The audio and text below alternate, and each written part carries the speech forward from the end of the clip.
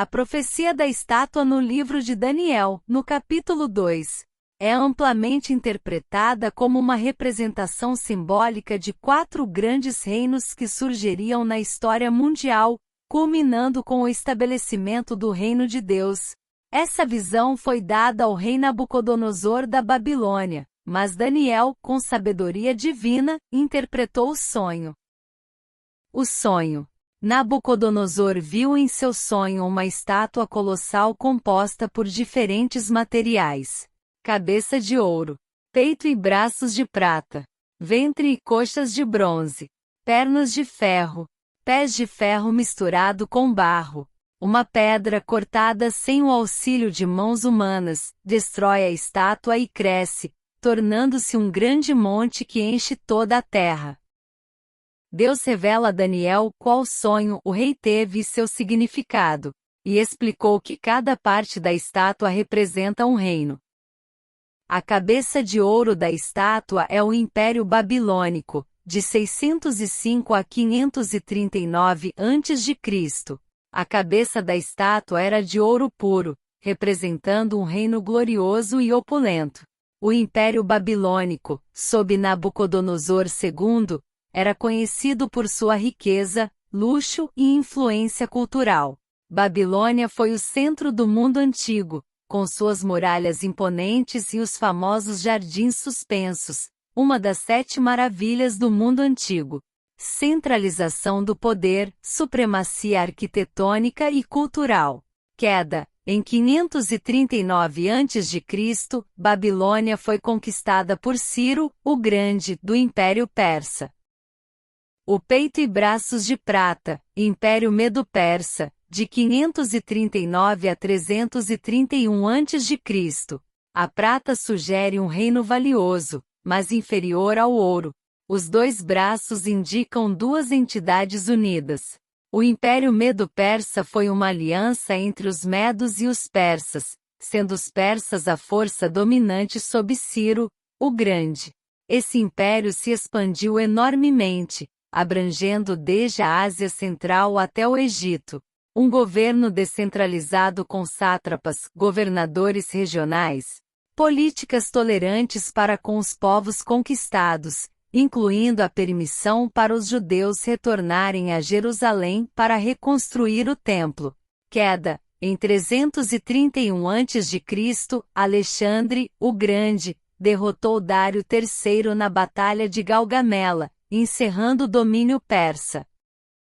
Ventre e coxas de bronze, Império Grego, de 331 a 146 a.C.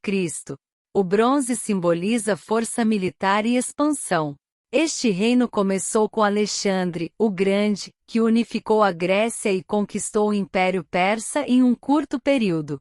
Seu império se estendeu da Grécia até o norte da Índia, espalhando a cultura helenística. Avanço cultural e filosófico, com grandes nomes como Aristóteles, Sócrates e Platão. Difusão da língua e cultura gregas, o que teve impacto duradouro, inclusive na era do Novo Testamento. Após a morte de Alexandre em 323 a.C., o império foi dividido entre seus generais conhecidos como os Diádocos, o que levou à fragmentação. Eventualmente, Roma absorveu os territórios gregos. As pernas de ferro, Império Romano, 27 a.C.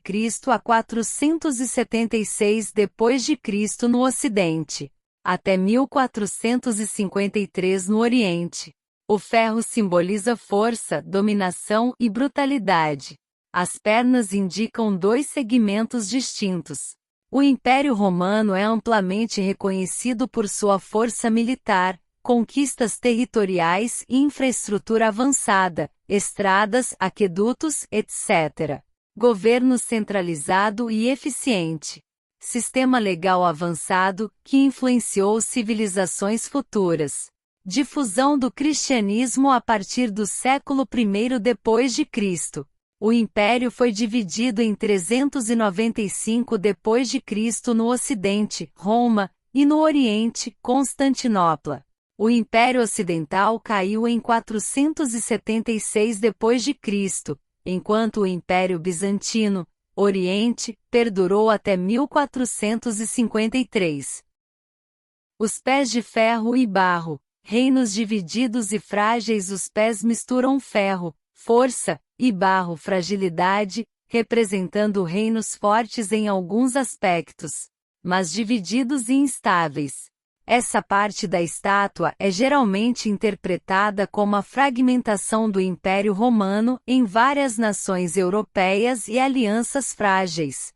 A ausência de uma hegemonia global, mas com algumas nações fortes, ferro, coexistindo com outras mais fracas, barro. Tentativas de unificação na Europa, como o Sacro Império Romano-Germânico, Napoleão, ou União Europeia, fracassaram em estabelecer um domínio duradouro. A pedra que destrói a estátua. O reino de Deus. Uma pedra cortada sem auxílio humano, atinge os pés da estátua, destruindo-a completamente. A pedra cresce até encher toda a terra. Muitos cristãos interpretam essa pedra como o reino de Deus inaugurado por Jesus Cristo, que não é baseado em poder humano, mas na intervenção divina. Outros veem isso como um reino futuro, literal ou espiritual, que substituirá todos os reinos humanos. É eterno e inabalável, contrastando com os reinos humanos transitórios. Representa a soberania de Deus sobre toda a história.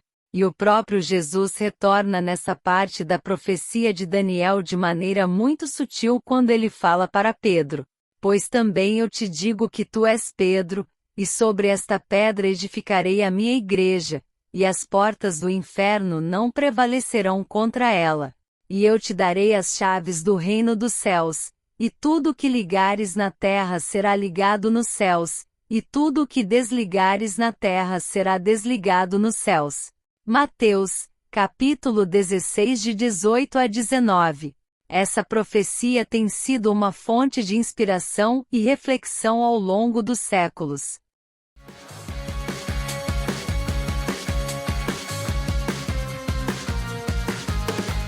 Por favor, deixe seu like, acione o sininho e inscreva-se no canal.